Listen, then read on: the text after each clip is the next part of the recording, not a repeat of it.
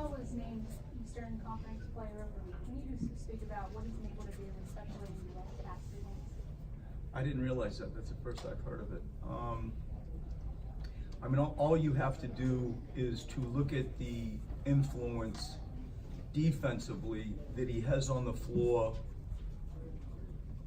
versus him not being on the floor. Like that's immediately where I go. It's obvious to talk about, you know, the offense, and we can post him and he can score in a variety of ways. But for me, the delineation, just even forget my gut feel, when you look at the math, it's overwhelming. You go from first in the league to 28th, and so at 27th. And, you know, that gap we need to get better at fixing. But it's the first I've heard of this award, and it makes sense to me. And I think it stands out, especially for the reason that I just said. It doesn't look like, at least so far, that in his second season, Ben has really suffered much of a quote-unquote sophomore slump. I mean, how have you seen it, and what do you think has allowed him to just keep moving in the right direction? I think he's on a mission to win games and be an all-star. And I'm going to do everything I can to help him. And what that means is utilizing him in a way that first benefits our team. I think that we've done that. I like him in his growth on post-ups. At times it gets too ambitious, aggressive, where the spacing gets a little bit distorted. At times he beats the whole world up the floor and forgets we have Joel Embiid. You know, he's fast, it's not his fault. And the growth of him being a point guard, that's not just a few words. It's a real role, it's a mentality, it's a disposition, and still embracing his skill set is growth. It comes with time. He's 22 years old. There is a durability that he has that is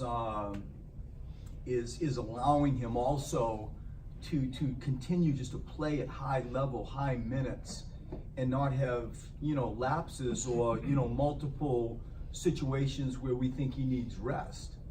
And I think you take all that stuff and putting into a melting pot, and I think those are my first gut feel reasons why we have not felt a rookie slump. And I will conclude by saying he is worthy of being an all-star.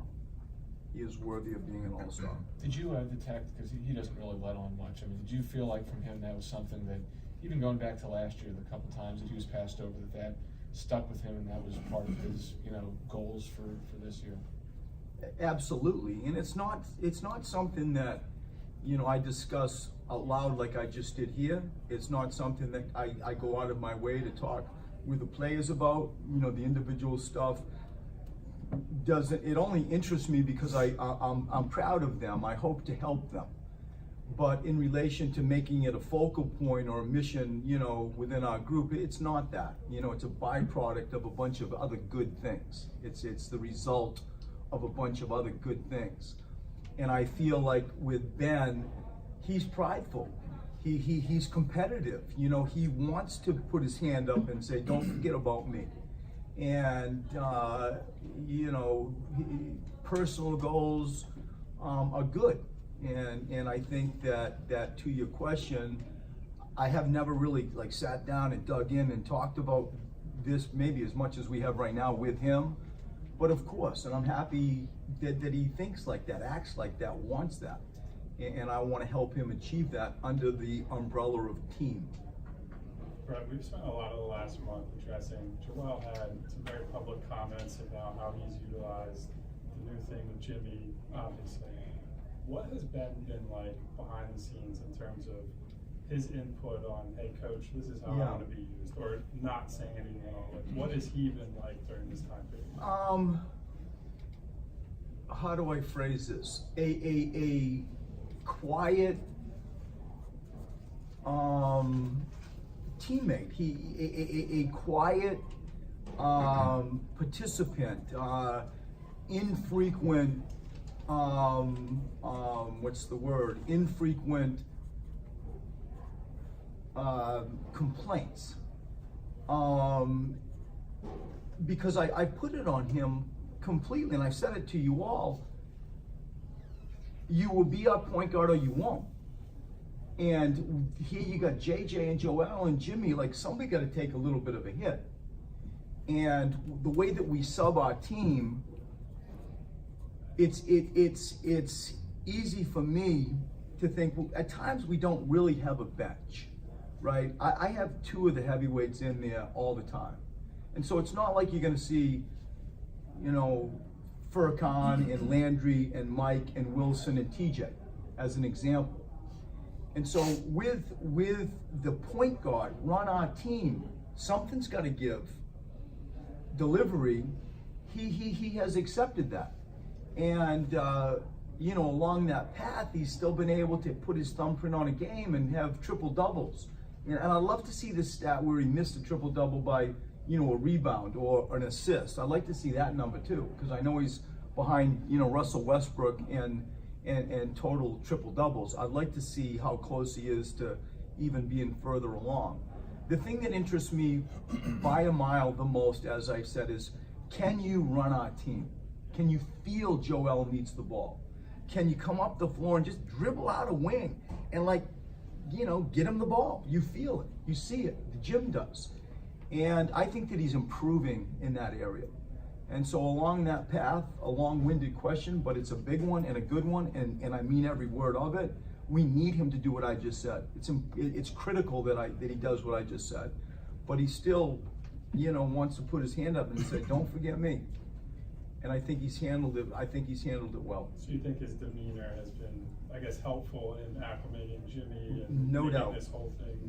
No doubt. And it better be, and it has to be. It has to be. It's as you've heard me say repetitively the last 48, 72 hours, like, you can't always win on your own terms. You can't always win on your own terms, and something's got to give, and this is my job, this is my responsibility to grow the team and, you know, sell and say and explain roles. And I think that he's been excellent along that path. Coach, two more on Ben. One, his post-ups are up, and is he having the impact on the defensive end that you'd like to see? There are good and there are bad post-ups. I think the very large majority of his post-ups are excellent, because truth be told, he could post every single second of every single play and be quite right doing it. He has a mismatch most times. He's 6'10" and 211 pounds. And so picking and choosing that world where you can recognize Joel's down there, or like something else is going on, you know, flying in there, there's something else going on. That is coming with evolution. I think that he's getting wiser on when do I use this physical gift and strength that I have within the framework of our structure, where I'm not putting a cork in the flow of a play of the offense. It's just happening organically and wisely. I think he's getting better with that. Defensively, I still want more. You know, I still want more. I think at times he's an A, other times he's a C. I could say the same thing for, you know, probably everybody on our team, but it's the thing I want the most from him. It's the thing I want the most for him, because I think it's the easy's not the word, it's the most possible. All right, we'd all come in and say, geez, I hope he makes 4 jump shots. Well, that could happen, but immediately with our rules and his mindset and his gifts, he can do that now. And so sometimes playing 36 minutes, it's hard to extract that energy every possession, but that's what his coach wants the most. And I think that he's up and down, and he's way more up than he is down. If you made me give him a grade for the season, I go B+. Coach, you talked about lack on the bench. Now, with that in mind, looking at Haywood, someone who's just coming up from the Blue Coats, what do you see out of him as a player, number one? And with the bench being short, how soon could we see him in the game? I think it'll be a while. You know, he's just joined us. I think his story is remarkable. You know, a Division II kid that wasn't drafted and really wasn't kind of on our mind. You know, summer league, all of a sudden comes in, claims a little bit of notoriety with the G League team. Demetrius goes to China. I'm thrilled for him. He's able to go earn money. and further his family and career. Happy for that. Opens up, you know, an opportunity for this young man. As it relates to when are we going to see him on a court, I don't know. It's not on my mind right now. I think you're going to see Shake more and more. JJ will not be playing tonight. I don't know if that's been announced. I guess by everybody's movement, it hasn't been announced. How come he's not playing? Has just some tightened lower back. And so, you know, Shake played today. We just learned about JJ's situation a few hours ago. And so, you know, Shake's gonna come in and go double duty, and he'll be on the floor tonight with some NBA minutes, along with obviously Furkan and Landry. Who's in the starting lineup for JJ? Furkan will be in there with Jimmy Butler. Brett, curious about your thoughts on what Thomas Bryant is providing the Wizards, and specifically this matchup against Joel in a back-to-back, and how interesting that is, you know, to see each other in consecutive days. We really liked him when we studied him. We really liked him, and I think just the energy aspect, for me, is what stands out. You know, I know he's aspiring to be sort of a stretch five as well, but I think just the energy interested us when I see him now in the role that he has. It stands out again. I think in general, like when you see the game the other night against Oklahoma City, that is an authoritative win against the league's best defensive team on their home court.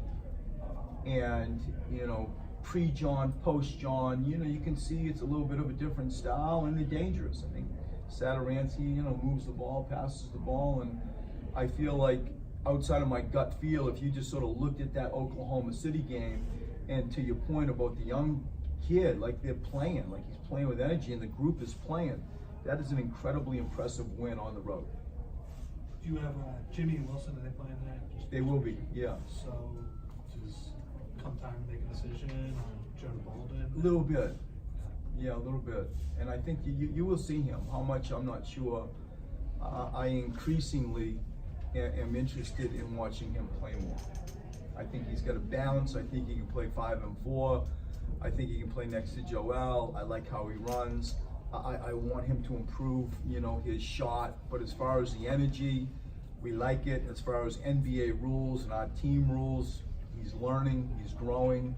It comes with some level of pain at times with missed assignments. It's just part of being young. But what you should hear, you know, the loudest is I do like him. He will play, and I can't commit and don't really want to offer a minute number, but you're going to continue to see him grow. Thank you.